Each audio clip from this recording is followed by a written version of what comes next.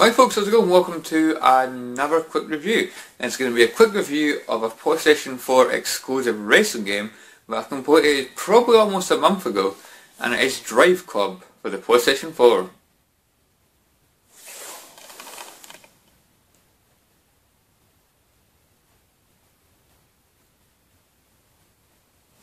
So yeah, Driveclub. Now, when I did my pickup video where basically I mentioned I picked this game up, I got a comment from JL76 Gaming wondering if I was going to do a quick review on this, which I've got to be honest, I wasn't actually going to do at first, but then a couple of weeks down the line I thought, I really should, because I don't really do much content for this channel. I do like to do a quick review now for every game that I can play.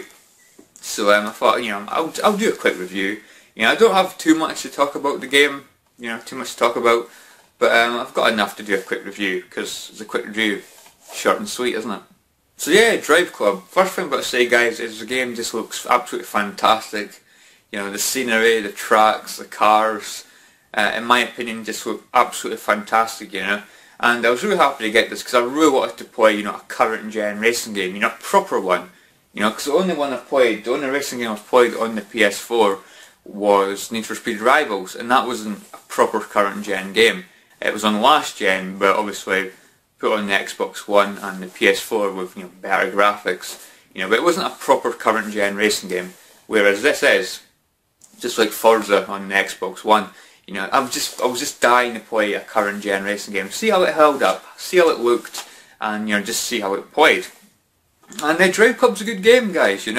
I wouldn't have liked to have paid like £30–40, when it first came out.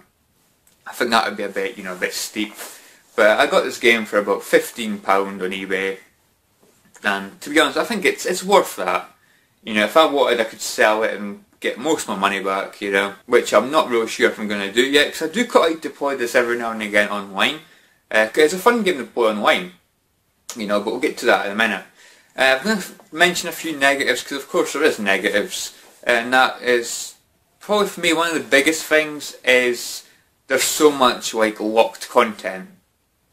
You get your, your 50, 60 odd races or whatever, but then you've got tons and tons more, that are basically locked because you've got to buy DLC, and that is one of the big problems I have with current gen games.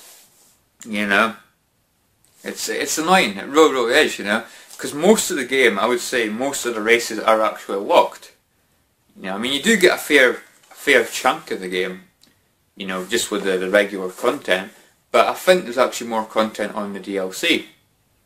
More races, more tournaments, stuff like that. And of course, when you're selecting your cars, of course you've got locked cars, which you can't get unless you buy the DLC, Season Pass, or whatever the hell it is, which I'm not going to do. I want to buy a game and play it for what it is. All that stuff should be on the disc, it shouldn't be locked. It's greed. It's just absolute greed from developers. And to be honest, I'm not supporting it, folks. I'm not supporting it. Maybe down the line, maybe give it the end of the year or something, they'll probably release a Driveclub Complete Edition or some crap like that, like what they usually do with these kind of things. So that's really my main negatives on disc locked content. And there's I don't think there's a huge selection of cars. I think there's 40 cars. For me that's not that much. That's not that much. But the cars that are in the game, don't get me wrong, guys, that are high detailed. Really high detailed. And I think the tracks are quite interesting as well. You've got Scotland, which is quite surprising. It looks kind of like a Highlands kind of track. Probably fake, but it still looks really cool. You've got India, which is kind of dirt kind of racing. It's pretty damn cool as well. And then you've got areas with snow and stuff. So there's a wide selection of tracks. I'll probably say there's more tracks than cars, which I didn't think I would say. I would say it's probably as much, as many tracks as there is cars anyway. There's quite a lot of tracks, which I think is pretty damn good. The weather effects are absolutely fantastic. You could just be driving along and suddenly it starts raining. It's the weather effects, in my opinion, are just absolutely fantastic. And you know, I just really like the game, guys. You know, I'm not going to say it's, you know, it's fantastic, but for the £15 that I paid for it, I would say I got my money's worth. You know, absolutely. You know, I ended up, the weekend that I got it, I ended up playing it all weekend. So I definitely got my time out of Driveclub. And as for the online is quite a lot of fun. You know, sometimes you do get disconnected before a race, which is kind of annoying. I believe when the game first came out they're having loads and loads of server issues. But I think they've got them fixed, the majority of them. I don't really get disconnected too often before a match. And yeah, you got like your normal races, like 8 people, you know, it's everyone for themselves, you know. Or you've got like team battles where it's like 5 against 5, 4 against 4, you know, competing as a team to see who gets, you know, the most points depending on your final position. So I think the online works quite well. Like I said, it's probably one of the reasons why I might keep it, or I might sell it and buy it, you know, when it's cheaper. You know, it's definitely a game I want in my collection. You know, I mean, I will, if I do sell it, I will rebuy it again down the line when it's like £5 or £6. Or if they release a complete edition with all the content on it, I might buy it then. But I don't know if I'll do that. I think they should, you know, because I don't think it's right or having all that bloody content locked, you know, with DLC. You know, it just really does put a spanner in the works for me. I mean, I just won't support it, folks, you know, on disc, you know, locked on disc DLC, season passes, that kind of thing. You know, I just won't support it. It would pain me to support that kind of thing. And I can only see it getting worse. Developers are going to get worse and worse and worse, you know, giving us half-arsed products just to make some extra money. You know, I just won't support it, folks, you know. The way I look at PS1 games, PS2 games, they didn't need bloody, you know, on-disc DLC, they didn't need any of that bullshit, you know, or any other, you know, retro consoles. So I won't support that. But anyway, folks, I think I've turned it into a rant about bloody DLC again. I'm sick of ranting about bloody DLC. You know, I just can't bloody help myself. But anyway, folks, let's talk a little bit about Driveclub again, not DLC. What else is there to talk about? There's like these little challenges where you've got to like have like an average speed and that. You've got like, you set these random challenges, you know, during a race. And if you meet that, you basically get extra points. And what you do is you get these points basically just to level up your driver level. And as you level up your driver level, you will like unlock new cars and things, new like patterns and stuff. That's another thing, folks. You can like create your own, you know, colour schemes for your cars. You know, like extra or different liveries using the patterns provided. And as you progress in the level, you get more and more patterns.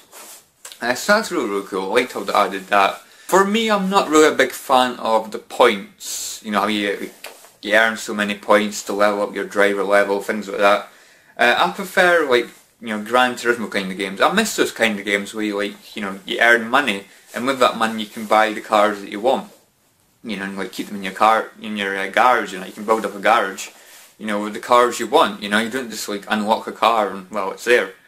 You know, I like saving up your money and buying your own cars. You know, I mean that seems to have died down. It all seems to be just unlocking cars now. But I do miss that in games. I really do. But racing games have really changed, haven't they? But yeah. The last thing I'll talk about is the difficulty. It starts off really easy. I think the majority of the game was quite easy. But the final, like, oh my god, the final races were bloody challenging. They really were. I think in the game you've got like 4 like main championships. You've got like beginner, amateur, and then pro, and then I don't know, legend or whatever the flipping hell it is.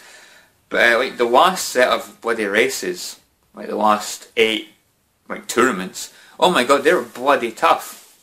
You know, I mean, as like as the tournaments go up, basically you get faster and faster cars, and some of those blooming tracks are really bloody difficult, you know, to stay on with a really bloody fast car. You know, there's very little room for error. So that was actually really unexpected. You know, especially say I started off quite easy. You know, I didn't think it was going to be too much of a challenge, but it got challenging alright. It really did. But then folks, yeah, I think that's all I've got to say about Driveclub. You know, I would recommend it. You know, you get it from like £15 to £20 nowadays. I would recommend it for that. You know, I mean, it's definitely worth it, I think, for the amount of content that's on it. I'd probably keep you occupied for like, I don't know, 10 to 12 hours maybe. Plus you've got all the online races as well. you know, if you like online races. Maybe you don't like playing it online, but I'd still say it was worth it, you know, for the single player. And it's probably your best bet, you know, if you want to play, you know, a proper current gen racing game on your PS4. You don't really have, you know, much of an option really. You've got Driveclub, you've got the Crew, which requires online. But yeah, Driveclub, good game guys, I would recommend it. So anyway folks, hope you enjoyed this little quick review, and I will catch you all in the next video. See you guys, thanks for watching.